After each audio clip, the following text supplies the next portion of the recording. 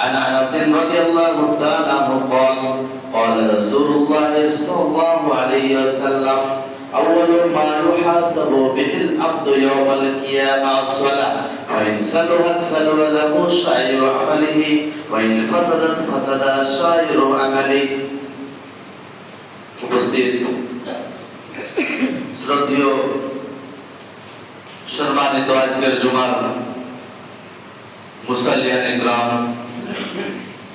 সর্বপ্রথমে আমরা সেই মহামনিবের দরবারে শুকরিয়া জ্ঞাপন করি যিনি আমাদেরকে সমস্ত কাজকর্ম ফেলে দিয়ে আমরা সালাত এবং খুতবা শোনার উদ্দেশ্যে মসজিদে উপস্থিত হতে পেরেছি। তাই সকলে মিলে একবার বলে আলহামদুলিল্লাহ।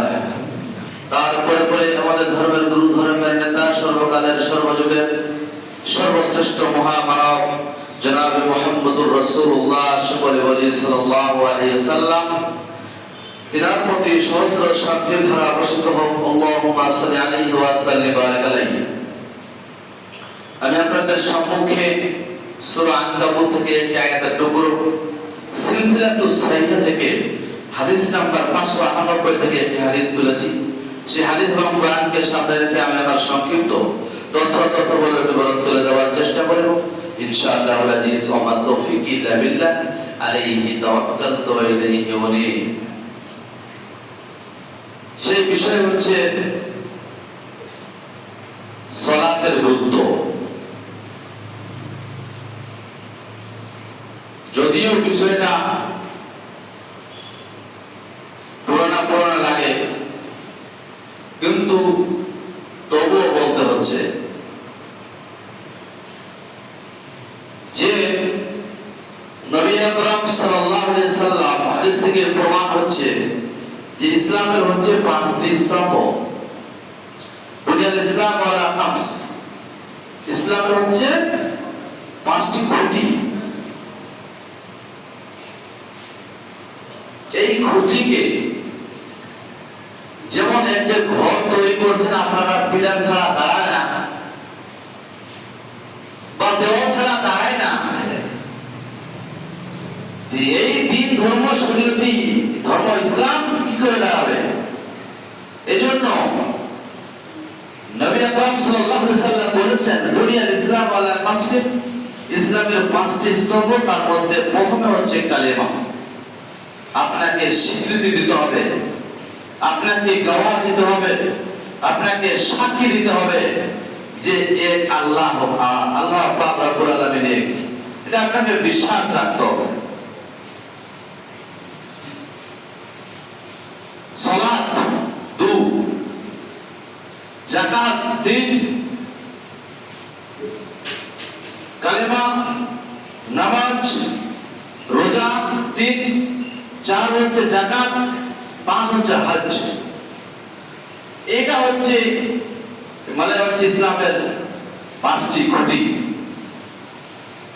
ইসলামের 5টি খুঁটি আলোচনা করতে গিয়ে অনেক সময় লাগে, তো ওখান থেকে একটি বিষয় তোলা হচ্ছে, সেটা হচ্ছে সালাত। সালাতের শাব্দিক অর্থ হচ্ছে দোয়া, আবেদন, প্রার্থনা, এগুলো মানে দাঁড়ায় শরঈ মানা, মানে ইসলামের পরিভাষায় নির্দিষ্ট সময়ে মানে আপনি এটা মানে 2টার সময় পড়তে হবে, আসরটা আপনি মাগরিব পড়বেন, ফজরটা আপনি 7টায় পড়বেন। এই জন্য বলছেন নির্দিষ্ট সময়ে নির্দিষ্ট যে রুকু, সিজদা, তেলাওয়াত করবেন, এটাই হচ্ছে সালাত। বুঝা যায় যে আল্লাহ পাক রব্বুল আলামিনের উদ্দেশ্যে এই সালাত হচ্ছে আল্লাহ পাক রব্বুল আলামিনের উদ্দেশ্যে যে তিনি ফরজ করেছেন এই সালাতকে, এই সালাত আমাদের কি করতে হবে? কায়েম করতে হবে। তিরমিজি শরীফের একটা হাদিসের টুকরো, সালাত ইমামতি, সালাত হচ্ছে দ্বীনের স্তম্ভ। যে সালাত কায়েম করলো তার মানে দ্বীনকে কায়েম করলো, শরীয়তের বিধানকে কায়েম করলো। যে কায়েম করবে না সে ধ্বংস করলো। তিরমিজি শরীফের হাদিস। বুঝা যায়? যাই, এই সালাত থেকে আমরা এতটা পিছিয়ে, এই সালাত থেকে, নামাজ থেকে আমরা এতটাই গাফেল যে কখন ওয়াক্ত যাচ্ছে, কখন সময় যাচ্ছে, কখন কি হচ্ছে আমরা সেটা হাত ধারি না।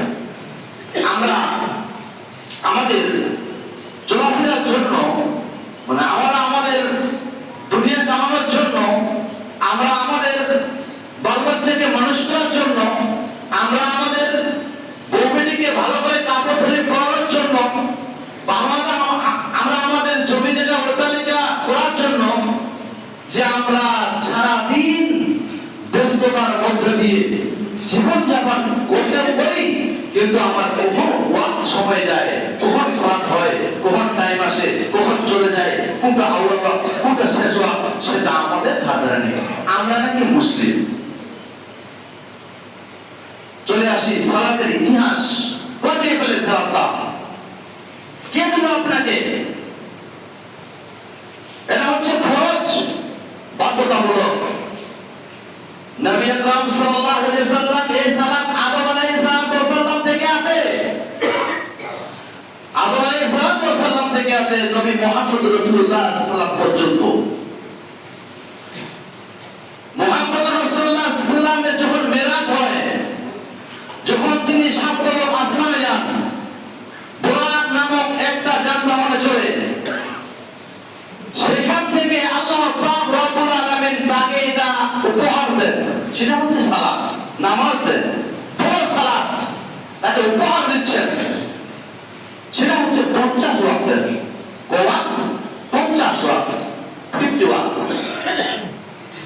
50 ওয়াক্ত সালাতের এক দিনে পড়তে হবে। এটা দিচ্ছে নবী মুহাম্মদ রাসূলুল্লাহ সাল্লাল্লাহু আলাইহি ওয়াসাল্লামকে দিচ্ছে, এটা 50 ওয়াক্ত সালাত উপহার দিচ্ছে। আসার সময় মুসা আলাইহিস সালামের সাক্ষাৎ।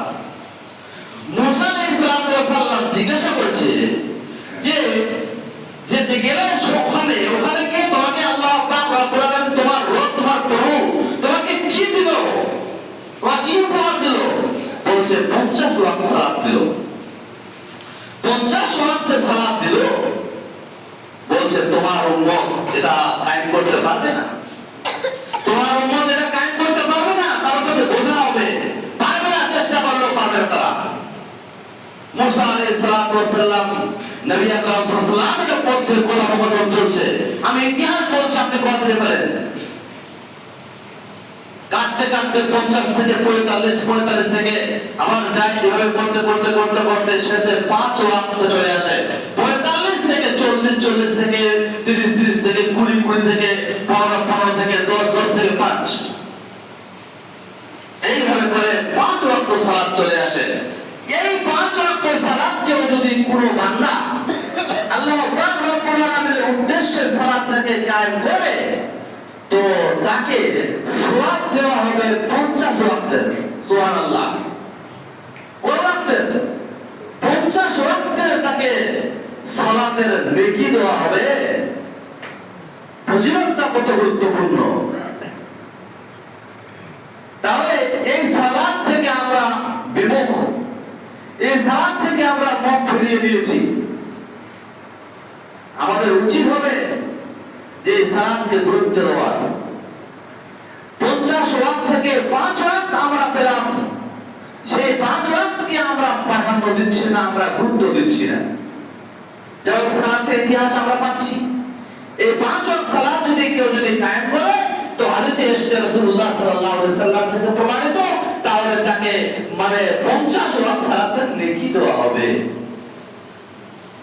আজকে আমরা সেটাও মুখ ফিরিয়ে নিচ্ছি। আমরা নাকি মুসলিম, আমরা নাকি তাওহীদকে বিশ্বাস করি, আমরা নাকি একত্ববাদকে বিশ্বাস করি, আমরা কি এক আল্লাহকে বিশ্বাস করি। যদি আমরা এক আল্লাহকে বিশ্বাস করি, তাহলে তাওহীদের রুবুবিয়্যাত কাকে বলে? অনেকে মানুষ আছে তাওহীদের রুবুবিয়্যাত, তাওহীদ হচ্ছে 3টা কিসম, এরা হচ্ছে 3টা বিভাগ। এরা হচ্ছে তাওহীদের রুবুবিয়্যাত, তাওহীদের উলুহিয়্যাত, তাওহীদের আসমা ওয়া সিফাত। তাওহীদের রুবুবিয়্যাত হচ্ছে আল্লাহকে রব বলে বিশ্বাস করা। মানুষরা আল্লাহকে রব বলে বিশ্বাস করে, তাকে যদি জিজ্ঞাসা করা হয় যে আল্লাহ পাক রব্বুল আলামিন তোমার জীবন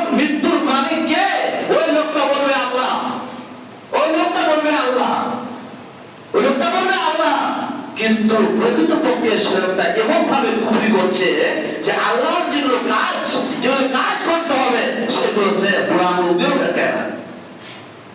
তাহলে দাসত্ব লোক বিশ্বাস করছে, এটা কেমন বিশ্বাস? বিশ্বাস করতে হবে, তার ইবাদত করতে হবে, তার দাসত্ব করতে হবে। ইবাদতের বাংলা মানে হচ্ছে দাসত্ব, গোলামি, চাকরামি, দাবিদারি করে না। সেই জিনিসটা আমরা আজকে মুখ ফিরিয়ে দিয়েছি সেই জিনিস থেকে। এই তো আমাদের ঈমান। অনেকে আমরা যে 5 ওয়াক্ত সালাত আদায় করি এবং যে আমরা সালাত আদায় করছি, অনেকেই আমরা সালাতে যাই, কেউ ঈদ কুরবানিতে যাই, কেউ 12 শুক্রবারে আসি, কেউ 5 ওয়াক্তে আসি, কেউ আবার একবার জীবনেও কেউ যায় না, এরকম হতে পারে, এরকম আছে লোক। এভাবেও লোক আছে যায় না, নাম ধরে মুসলমান, গরুর মাংস খাওয়া মুসলমান। এই সমস্ত মুসলমান আজকে আমাদের সমাজের মধ্যে রয়েছে। সিলসিলাতুস সাহিহ্ 598 নম্বর হাদিস, রাসূলুল্লাহ সাল্লাল্লাহু আলাইহি ওয়াসাল্লাম বলেছেন, وعن انس رضي الله تعالى عنه قال قال رسول الله صلى الله عليه وسلم اول ما يحاسب به العبد يوم القيامه الصلاه। আমরা এখানে চিরস্থায়ী নয়, আমরা এখানে পৃথিবীর বুকে কেউ চিরস্থায়ী নয়, আমরা ক্ষণস্থায়ী। মানে কিছুক্ষণের জন্য আমরা এসেছি, কিছুক্ষণের জন্য আমরা এসেছি। আমাদের ডাক পড়লে আমাদের ইহকাল ছেড়ে পরকালের পাড়ি দিতে হবে, পদার্পণ করতে হবে। তো হাদিসটা হচ্ছে যখন মানুষের দিন আমাদের যখন কিয়ামত সংঘটিত হবে, আল্লাহ যেদিন মহাপ্রলয় ডাকবে, সেই মহাপ্রলয়ের দিনে মানুষের দেখা হবে সর্বপ্রথম সালাত। আগে দেখা হবে কি? সালাত। আউয়ালা মা ইউহাসাবু, প্রথমে ইয়াউমুল কিয়ামা সালাত। তার যদি সালাতটা ঠিক থেকে যায়, ফাইন সালাত সাল্লাল্লাহু আলাইহি, তার যদি নামাজটা ঠিক থেকে যায়, তাহলে সে যত ইবাদত করেছে, নফল নামাজ পড়েছে, তাহাজ্জুদ পড়েছে, সুন্নাত পড়েছে, তারপর সে কি করেছে? লাখ লাখ কোটি কোটি টাকা দান করেছে, যাকাত দিয়েছে, হজ করেছে, মা বাবার খিদমত করেছে, অনেক ধরনের কাজ করেছে নেকির উদ্দেশ্যে। সেই নেকিগুলো রাইট, নিজাকারী রাইট হবে, একদম তা আমার কার্যকরী হয়ে যাবে, আপনি গ্রহণযোগ্য সেখানে হয়ে যাবে যদি আপনার ওটা ঠিক থাকে। ওটা ঠিক থাকে। কিছু কিছু ডকুমেন্টস দেখবেন, এটা না হয় না, এটা না টাকা ঢুকবে না। আপনার যদি অ্যাকাউন্ট না থাকে টাকা ঢুকবে? আপনার অ্যাকাউন্ট মাস্ট আপনার জন্য। আপনার কাছে যখন টাকা ঢুকবে, আপনি যে টাকাটা সংরক্ষিত করে রাখবেন, তা আপনার বইটা মাস্ট। কেন? বাধ্যতামূলক আপনাকে টাকা রাখতে হবে, বই রাখতে হবে। তাহলে আপনার যদি অন্যান্য ইবাদতগুলো যেগুলো আপনি নেকির আশায় করেছেন, সেগুলো যদি আপনি কার্যকারী করতে চান, তাহলে আপনাকে সালাতটাকে ঠিক রাখতে হবে। আর যদি না ঠিক থাকে তাহলে বাকি আমল সব বরবাদ হয়ে যাবে। আবু হুরায়রা রাদিয়াল্লাহু তাআলা আনহু থেকে একটি হাদিস থেকে বর্ণিত, নবী করিম সাল্লাল্লাহু আলাইহি ওয়াসাল্লাম বলেছেন, আবু হুরায়রা রাদিয়াল্লাহু তাআলা আনহু বলেছেন, আমি রাসূলুল্লাহ সাল্লাল্লাহু আলাইহি ওয়াসাল্লামের মুখ থেকে শুনেছি। শোনার একটা আমি শুনেছি। কি শুনেছে? কি শোনা হয়েছে? নবী আকরাম সাল্লাল্লাহু আলাইহি ওয়াসাল্লাম বলছেন, বাড়ির সামনে কারো একটা নদী থাকে, বাড়ির সামনে কারো যদি নদী থাকে, সেই নদীতে যদি কোনো ব্যক্তি মানে 5 বার দিনে সালাত, 5 বার দিনে যদি স্নান করে, সে যদি পুকুরে বা নদীতে যদি স্নান করে, তার গায়ে কোনো ময়লা থাকতে পারে? আল্লাহ নবী সাল্লাল্লাহু আলাইহি ওয়াসাল্লাম সাহাবাদেরকে জিজ্ঞাসা করেছেন, তার গায়ে কোনো ময়লা থাকতে পারে? নবী আকরাম সাল্লাল্লাহু আলাইহি ওয়াসাল্লাম এটা জিজ্ঞাসা করেছেন সাহাবাদের। যদি কেউ বাড়ির সামনে নদী আছে, সে যদি 5 বার যদি স্নান করে, তার গায়ে কোনো ময়লা থাকতে পারে? রাসূলুল্লাহ সাল্লাল্লাহু আলাইহি ওয়াসাল্লাম জিজ্ঞাসা করেছেন, সাহাবারা বলছেন না, থাকতে পারে না। অনুরূপভাবে কেউ যদি, কোন ব্যক্তি যদি 5 ওয়াক্ত সালাতটাকে আদায় করে, তাহলে তার গায়ে কোনো গুনাহ থাকতে পারে না, তার গায়ে কোনো গুনাহ থাকতে পারে না। রাসূলুল্লাহ সাল্লাল্লাহু আলাইহি ওয়াসাল্লাম বলছেন, সে লোকটা কি করবে?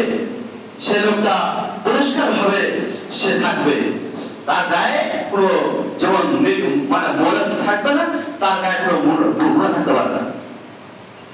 সূরা আনকাবুতে আল্লাহ পাক রব্বুল আলামিন বলেছেন যে ইন্না সালাতা, নিশ্চয় নামাজ, তানহা আনিল ফাহশাই ওয়াল মুনকার, খারাপ কাজ থেকে বিরত রাখে, মুনকার কাজগুলো থেকে বিরত রাখে, আপনাকে বাধা দিবে, বাধা সৃষ্টি করবে, এটাতে যেও না, এটাতে যেও না, ওই কাজটা করো না, ওই কাজটা নয়, এই কাজটা চলবে না, এইভাবে এইভাবে বাধা দিবে আপনাকে।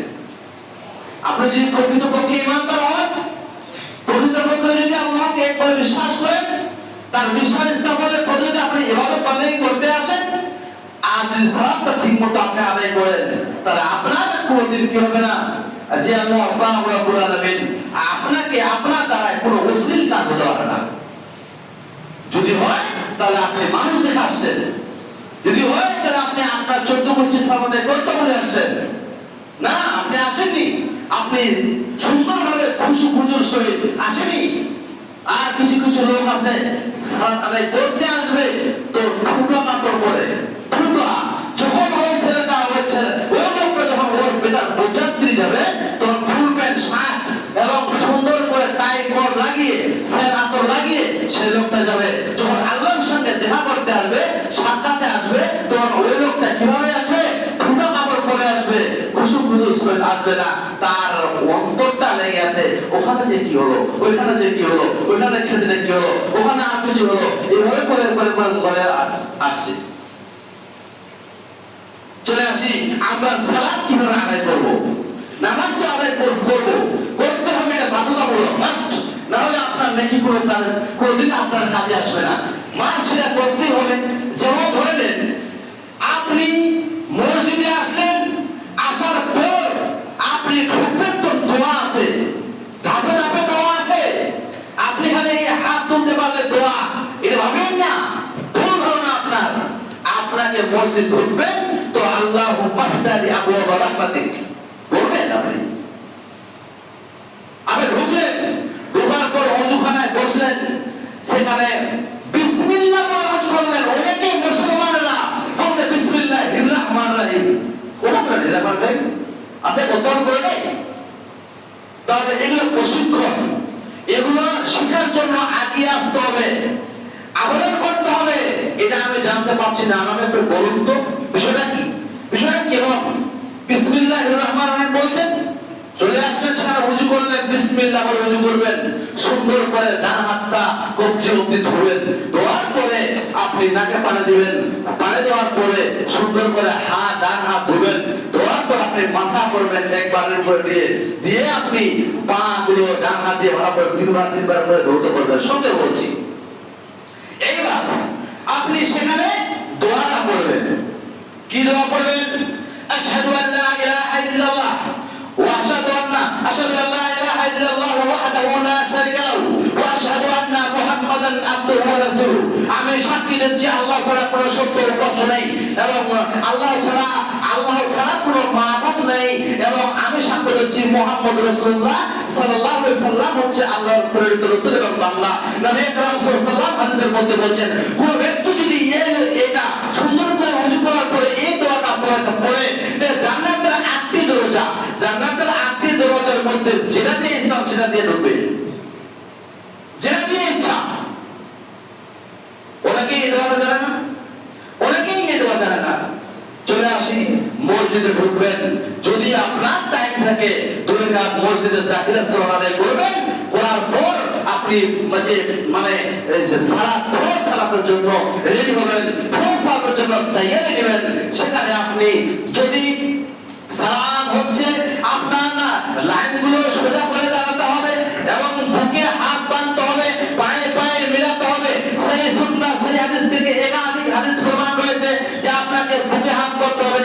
অনেকে পেটে হাত বাঁধছে, একাধিক হাদিস বুকে হাদিস বাঁধতে, যারা আহলুল হাদিস বলে দাবি করে,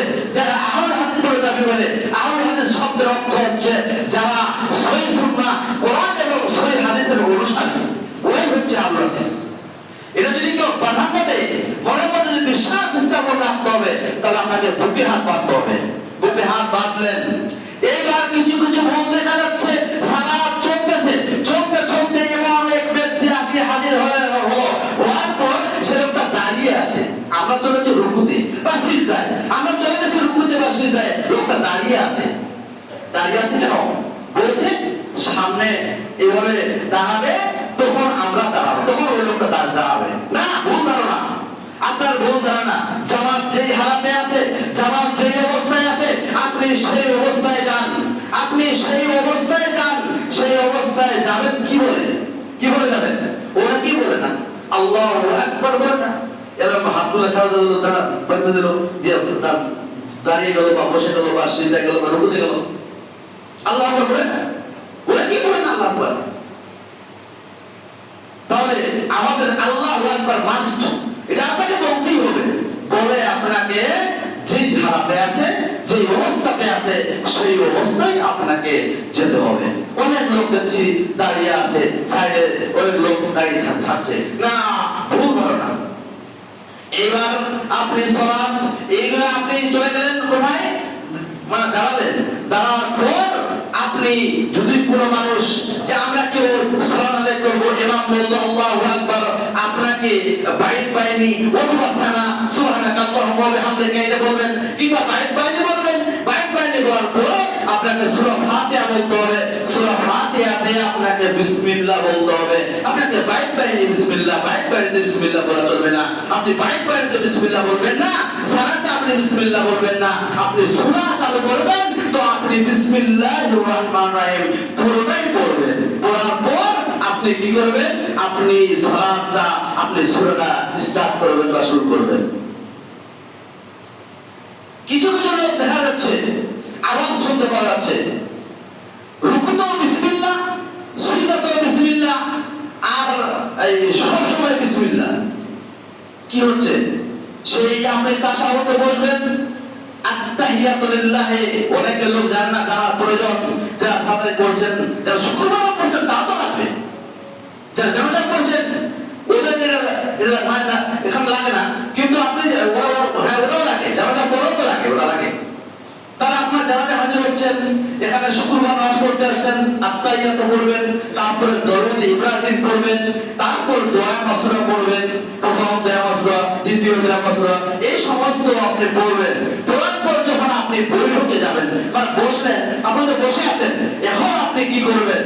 যদি আপনার 3 রাকাত সালাত হয় বা 2 রাকাত সালাত হয়, যদি আপনার 2 রাকাত সালাত হয়, আপনি সুন্নাত পড়ছেন, আপনি এইভাবে করে পাটা বের করে দিবেন না, এইভাবে করে দাঁড়িয়ে থাকবেন, একটা পা এভাবে থাকবে, একটা পা বসে থাকবে, একটা পা এভাবে থাকবে, একটা পা এভাবে থাকবে। আপনি 2 রাকাত সালাতে না যাবেন। যখন আপনার 3 রাকাত কিংবা 4 রাকাত সালাতে আসবে, যখন আপনি সালাম ফিরাবেন, তখন আপনার এইভাবে পাটা বের হয়ে যাবে। শেষের বৈঠকে, শেষের বৈঠকে এভাবে আপনাদের পাটা আপনাকে বের করে দিতেই হবে, নাহলে আপনি সালাত হবে না। আমরা আজকে দুনিয়াবি কাজের জন্য সমস্ত মানে কাজ করতে পারি, যদি ভুল ভাবতে হয় সেটা শুনতে পারি, কিন্তু এটা আপনি শুনতে পারেন না। আপনি যদি সালাত করতে এসে যদি ভুলেই গেল, যদি নেকিটাই না করেন, সবটাই না করেন, তাহলে এসে লাভ কি? এসে লাভ কি? আপনার বাড়িতে রয়েছে খুন্তি, দাও, কোদাল, সবকিছু রয়েছে।